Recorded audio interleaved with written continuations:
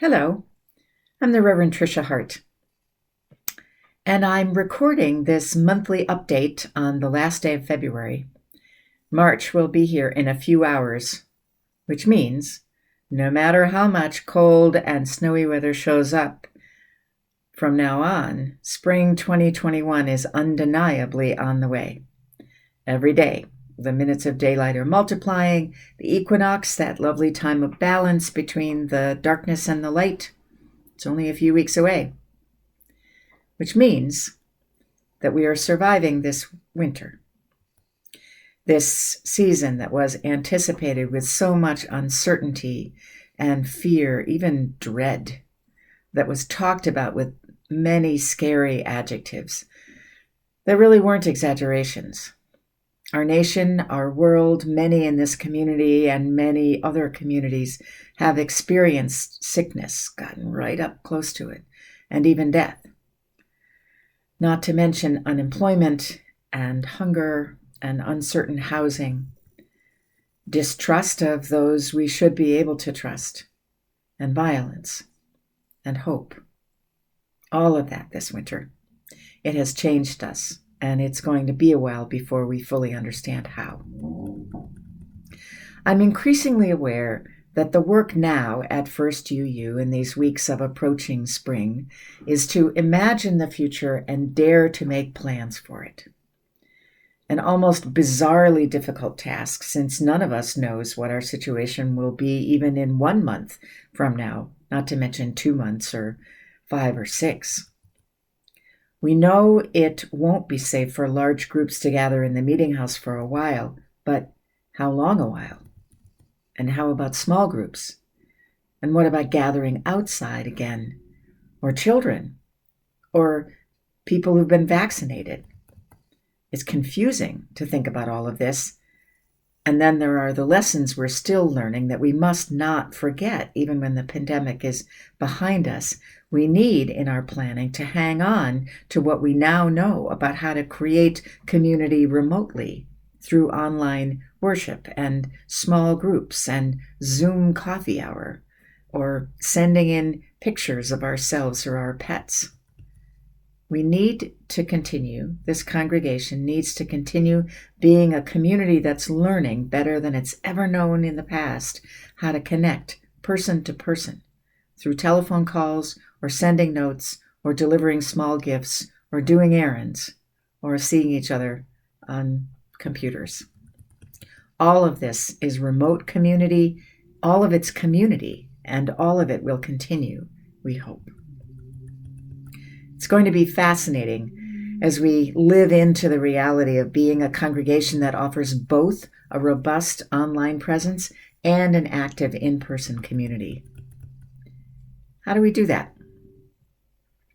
There's a lot to plan for, and March is a time for planning.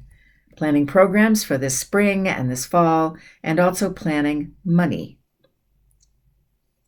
We need to do what we do every year, which is to figure out what's most important according to our principles and our traditions and build a budget. But that's not all. We also need to pay attention to new projects that are important now that are not in the budget, but that we could do if we can raise the money.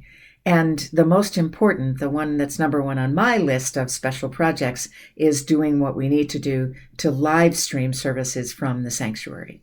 Not just record pieces of it and put them together so that they can live on YouTube, but actually broadcast, live stream what's happening in the sanctuary while it's happening.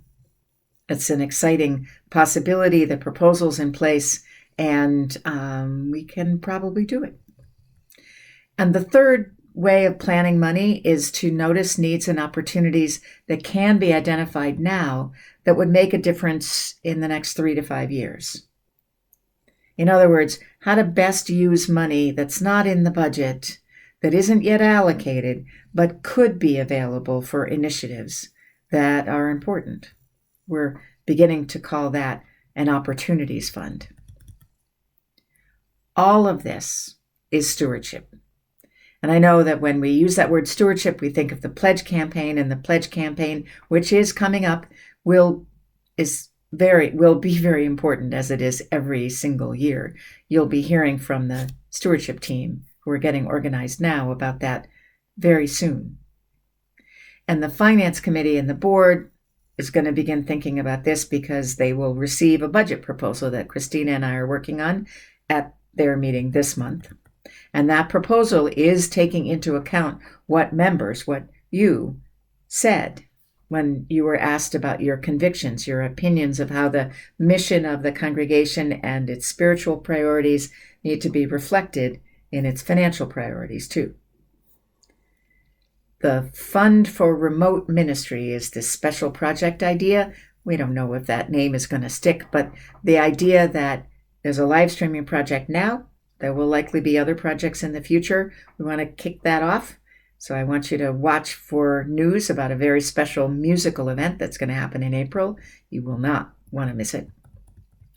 And then the Opportunities Fund, initiatives that may not happen for a few years that the congregation needs to prepare for now. We have come through the winter, almost. Spring is on its way. I hope you'll stay tuned. I hope you'll read the e-news every Thursday. There's so much good news, so many lessons being learned, so many important questions, so many possibilities for the future of this society that we are all, right now, lucky enough to be a part of. Many voices and a whole variety of good ideas are going to be needed as we plan for a future that we can't quite yet imagine. So stay in touch. Come to worship.